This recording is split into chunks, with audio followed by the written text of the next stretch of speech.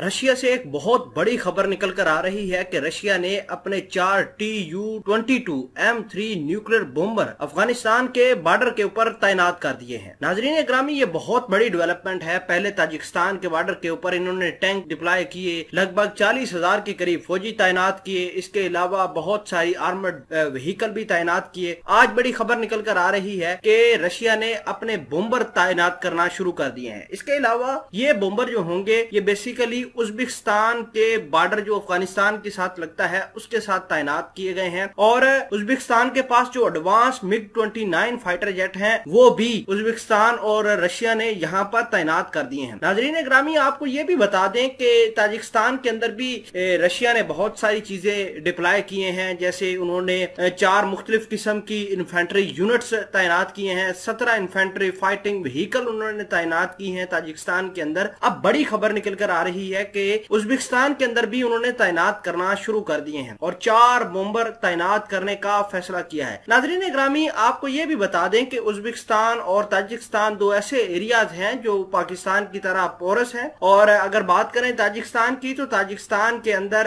T-72 tanks हैं, वो लगातार पेट्रोलिंग कर रहे हैं ताजिकिस्तान के बॉर्डर के ऊपर। और आपको ये भी बता दें कि बहुत सारे जो अफगानिस्तान के मिलिट्री ऑफिशियल्स थे तो वो जंग के दौरान पोरस बॉर्डर होने की वजह से ताजिकिस्तान भी घुसे थे और इसके अलावा उज्बेकिस्तान भी चले गए थे। आपको ये भी बता दें कि रशिया ने अपने दुनिया के सबसे बड़ा जो इनका फॉरेन में या किसी बाहर मुल्क में मिलिट्री बेस है वो ताजिकिस्तान के अंदर है। तो हजारों की तादाद में वहां अपने मिलिट्री इक्विपमेंट तैनात करना शुरू कर दिए हैं। नाजरीन, ये एक डेवलपमेंट सामने निकल कर आ रही है। अब बात करते हैं कि ये जो बॉम्बर तैनात किए हैं ये कितने खतरनाक हैं और क्यों किए हैं। छोटी सी गुजारिश है कि आप हमारा YouTube चैनल हसनात टीवी को सब्सक्राइब कर लें, घंटी के निशान को दबा लें ताकि लेटेस्ट न्यूज आप तक पर वक्त पहुंचती रहे। सबसे पहले तो आपको ये जानना चाहिए कि ये Tu-22M3 bomber basically Soviet union ने बनाए थे। ये इसको अटैकिंग कैपेसिटी जो है ये 5001 किलोमीटर की दूरी से ही कर सकता है। और अगर बात करें सुपरसोनिक स्पीड की तो इसकी स्पीड जो है 5000 किलोमीटर पर आवर के करीब बताई जा रही है। ये बॉम्बर जो है बेसिकली 40 मीटर लॉन्ग है और 34 मीटर वाइड है, यानी चौड़ाई इनकी इतनी है। इसके अलावा आपको ये भी बता दें कि रशिया का ये जो है बॉम्बर बेसिकली टर्बो इंजन के ऊपर बेस करता है, टर्बो इंजन के ऊपर चलता है।